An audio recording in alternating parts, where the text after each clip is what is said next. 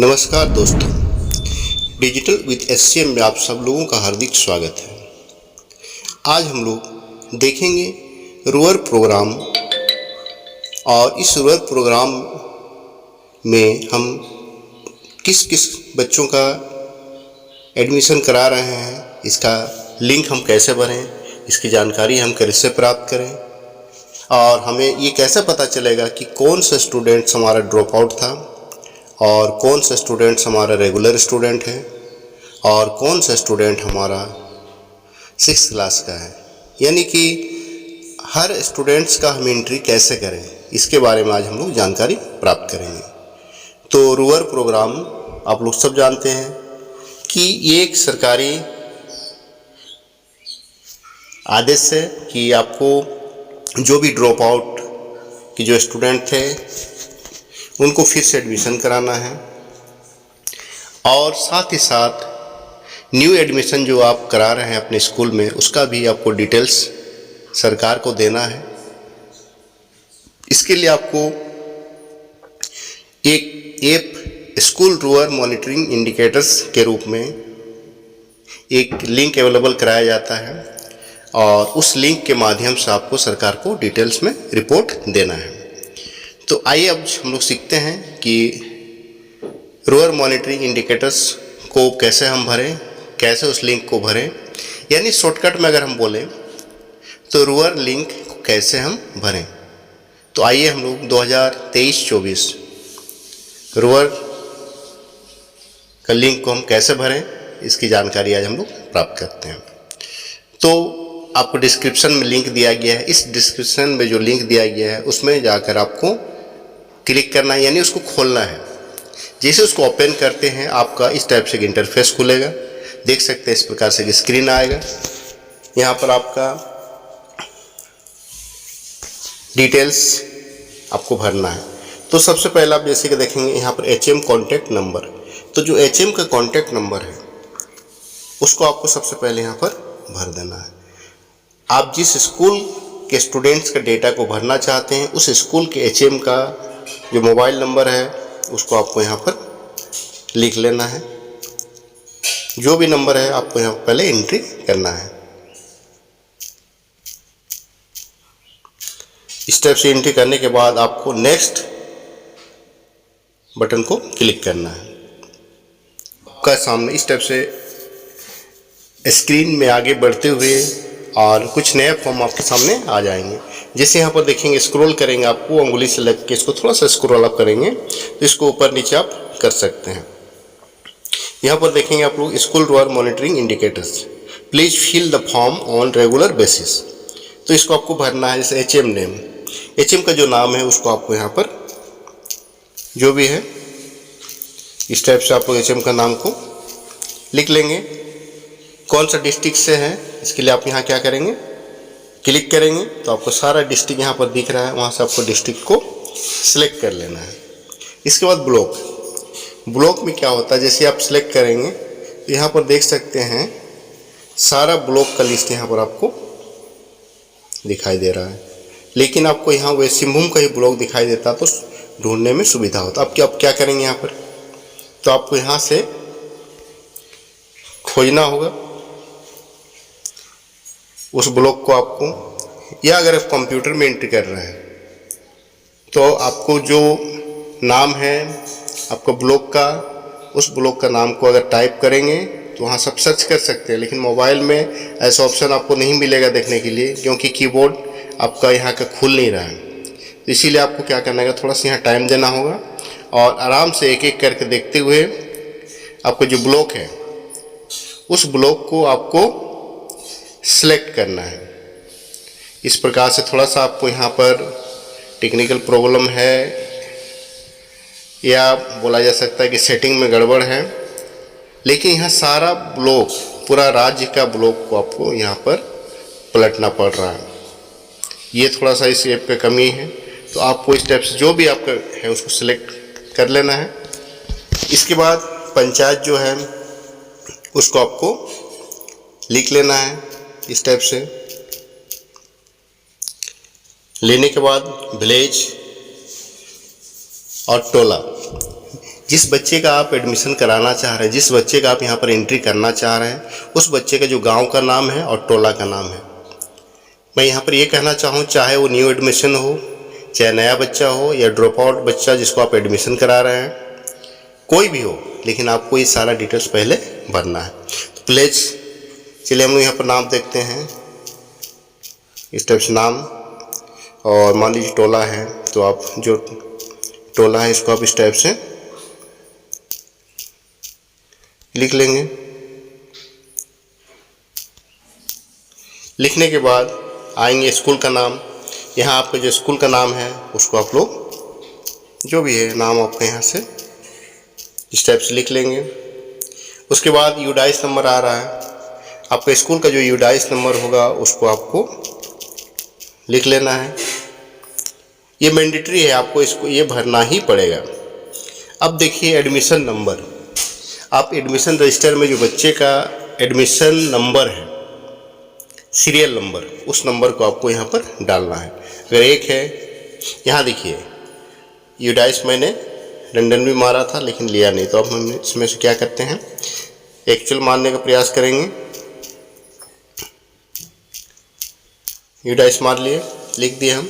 इसके बाद admission number, जितना भी सीरियल नंबर 5, 4, 10, 20, 50, 500 जो भी है, 2 है तो चलिए हम इसमें 2 लिखें। अब नेम ऑफ द स्टूडेंट, अब बच्चे का नाम क्या है, मान लीजिए सुमित कुमार है, तो हमने क्या किया, इसका नाम इस टाइप से लिख लिया। इसके बाद आगे स्क्रॉल करेंगे, जेंडर, सुनीत क्या है, मेल है, तो यहाँ से मेल सेलेक्ट कर लेंगे। आगे स्टूडेंट्स एज, एग्जाम्पल में दिया हुआ है डेट ऑफ बर्थ, तो एज में आप उसका एज भी लिख सकते हैं या फिर डेट ऑफ बर्थ, इसका जो भी डेट ऑफ बर्थ है इसको आप इस टाइप से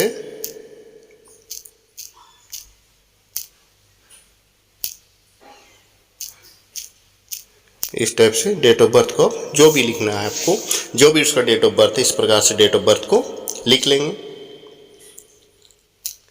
15 है, 16 है, 17 है, जो भी है आपको इस टाइप से डेट को लिख लिए। फिर देखेंगे कैटेगरी, कैटेगरी में आपको देखना है कि एसटी है कि एससी है, ओबीसी है, जनरल है, ईबीसी 1 है, ईबीसी 2 है, जो भी स्टूडेंट है जनरल है तो हम इसको जनरल कर देंगे।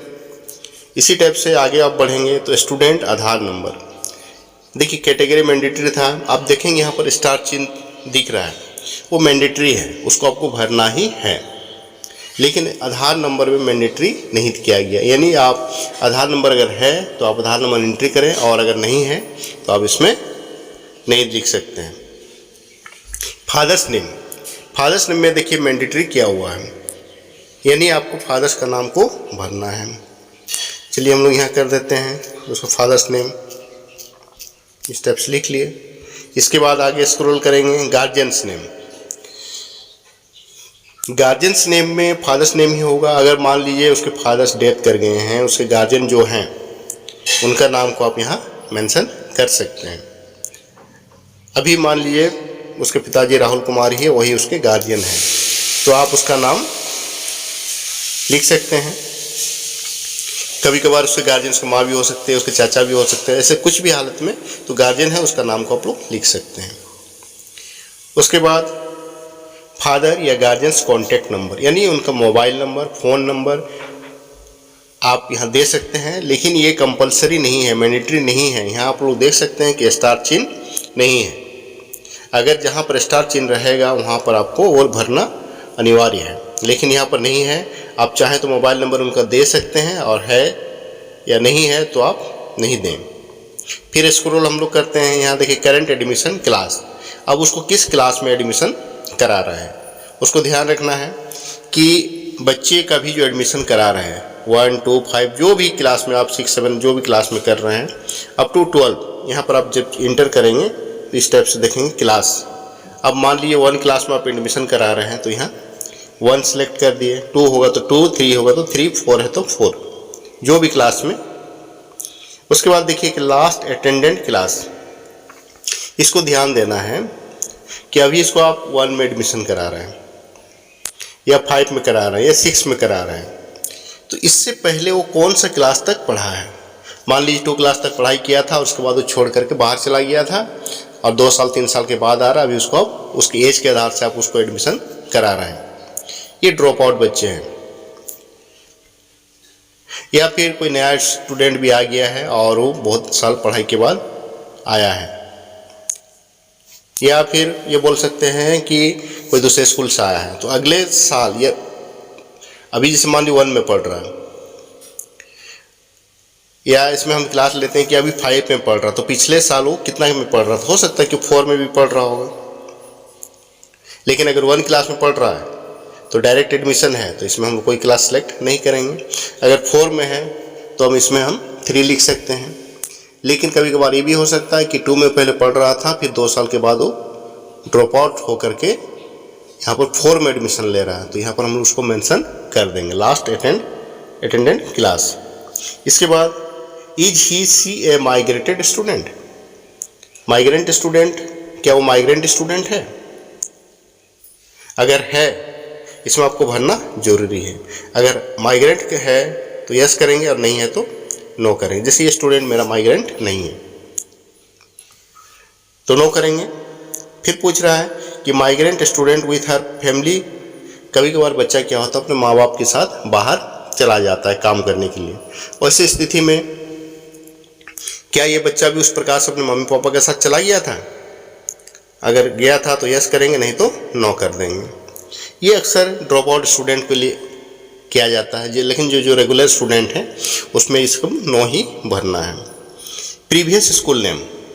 अब यहाँ पर ये बात आ रही कि पहले जो 2 क्लास में या 3 क्लास में पढ़ रहा था, तो ये बच्चा कौन सा स्कूल में पढ़ रहा था। यहाँ पर ये कंडीशन है कि मान लीजिए कोई ट्रांसफ़र सर्टिफिकेट लेकर के भी आया है और एडमिशन ले रहा है, तो इससे पहले वो कौन सा स्कूल में पढ़ रहा था उसके बारे में भी आप यहाँ पर डिटेल्स लिखेंगे। जैसे मान लीजिए कोई 6 क्लास में मिडिल स्कूल में जाकर एडमिशन करा रहा है, तो उसका प्राइमरी क्लास, तो उसमें जैसे मान लीजिए यहाँ पर आप एक बार ध्यान देंगे, करेंट एडमिशन क्लास में 6 करेंगे और लास्ट अटेंडेंट क्लास में क्या करेंगे 5, क्योंकि वो 5 पास करके 6 में आया है, इसको ध्यान रखें। और उसके बाद यहाँ पर प्रीवियस स्कूल नेम में जो प्राइमरी स्कूल है उसका नाम को यहाँ पर आपको लिख देना है। प्रीवियस पोषक क्षेत्र नेम, उसका पोषक क्षेत्र भी कुछ होगा उस प्राइमरी स्कूल का, उस पोषक क्षेत्र को वहाँ पर आपको भरना है। क्योंकि ये बच्चा नहीं मेरा न्यू एडमिशन है तो इसमें हम इसको नहीं भर रहे हैं। और अगर आप 6 क्लास के स्टूडेंट को एडमिशन ले रहे हैं तो प्रीवियस स्कूल नेम में भरना है आपको, प्रीवियस पोषक क्षेत्र का नाम को भरना है, और प्रीवियस विलेज नेम, तो किस गांव में वो रहता था बच्चा, पहले प्राइमरी में कहाँ पर था और अभी मिडिल स्कूल में कौन से स्कूल में एडमिशन ले रहा है। यानी आपको प्रीवियस विलेज नेम जो है उसका नाम को आपको यहाँ पर एंट्री कर देना है। तो प्रीवियस विलेज नेम को आपको यहाँ पर एंट्री करना है। प्रीवियस ब्लॉक नेम, उसके बाद वो जो गांव था वो कौन सा ब्लॉक में था उसका नाम को भी आपको एंट्री करना है। तो ये ध्यान रखने वाली बात है कि प्रीवियस विलेज का जो ब्लॉक था उस ब्लॉक का नाम को वहाँ पर आपको एंट्री करना है। इसी प्रकार से मान लीजिए दूसरा डिस्ट्रिक्ट का स्टूडेंट था तो यहाँ पर प्रीवियस डिस्ट्रिक्ट नेम को भी आपको सिलेक्ट करना। हो सकता है कि बच्चा दूसरा डिस्ट्रिक्ट में पढ़ाई कर रहा हो और यहाँ पर आ गया हो, तो उसका डिस्ट्रिक्ट नेम को भी आपको एंट्री करना है। आगे फिर जाएंगे प्रीवियस स्टेट नेम। हो सकता है कि बच्चा अदर स्टेट में भी अगर पढ़ रहा हो, अगर इसी स्टेट में है तो ये सब डेटा को आपको भरने की आवश्यकता नहीं है। इसी डिस्ट्रिक्ट में है, इसी ब्लॉक में है तो आपको भरने की आवश्यकता नहीं है। लेकिन अगर आप 6 क्लास में एडमिशन करा रहे हैं तो ये डेटा को भी आपको भर लेना है। इसके बाद is student from same village और अदर। क्या बच्चा इसी गांव, सेम गांव से है? हो सकता है उसी गांव में मिडिल स्कूल भी है, उसी गांव में प्राइमरी स्कूल भी है। तो प्राइमरी पास करने के बाद अगर मिडिल स्कूल में जा रहा है तो उसका सेम विलेज होगा, तो उसका नाम को भी हम लोग यहाँ पर लिख देंगे। अगर सेम विलेज का तो यहाँ पर आपको मेंशन करके उसको लिख देना कि ये सेम, और अगर अलग है तो आपको वहाँ पर विलेज का नाम को मेंशन करना है। फिर आगे आप लोग देखेंगे कि क्या बच्चा CWSN है, तो क्लिक करेंगे। अगर CWSN है तो इसमें से ये कौन सा बच्चा यहाँ पर है, और नहीं है और नहीं है तो आपको इसको ऐसे ही छोड़ देना है। आगे देखते हैं डायरेक्ट एडमिशन। यहाँ पर मैंडेटरी है, आपको यहाँ पर खबर करना जरूरी है कि क्या डायरेक्ट एडमिशन है या क्या है। तो इसमें चूज में आप जाके क्लिक करें। अगर डायरेक्ट एडमिशन यानी कहने का मतलब है कि अगर आप 1 2 3 फ्रेश स्टूडेंट, ये 1 class 2 class 4 class 5 class 6 class किसी भी एक क्लास में आप एडमिशन ले रहे हैं, वो बच्चा आपको फ्रेश एडमिशन हो रहा है, मतलब डायरेक्ट एडमिशन हो रहा है, आपका ये ड्रॉप आउट स्टूडेंट नहीं था, तो आप क्या करेंगे, इसमें यस कर देंगे। अब यहाँ पर ऑप्शन पूछ रहा है कि क्या ये ड्रॉप आउट है, क्लिक कीजिए। अब यहाँ पर ऑप्शन पूछ रहा है कि क्या बच्चा drop out admission drop out है। अगर यस करेंगे तो ड्रॉप आउट स्टूडेंट के लिस्ट में जाएगा, नो करेंगे तो नो। और डायरेक्ट एडमिशन का मतलब ये भी है कि डायरेक्ट एडमिशन ये इन्होंने किसी प्रकार का कोई सर्टिफिकेट नहीं लाया है, इसका डायरेक्ट एडमिशन हो रहा है। और अगर कोई सर्टिफिकेट या कुछ स्टेप से अपना पेपर लेकर के एडमिशन करता है तो उसको डायरेक्ट एडमिशन में हम लोग नाम नहीं रखेंगे। अब ट्रांसफ़र एडमिशन, क्या ये ट्रांसफ़र एडमिशन है? अगर यस है तो यस करेंगे और अगर फ्रेश एडमिशन ले रहे हैं तो नो करेंगे।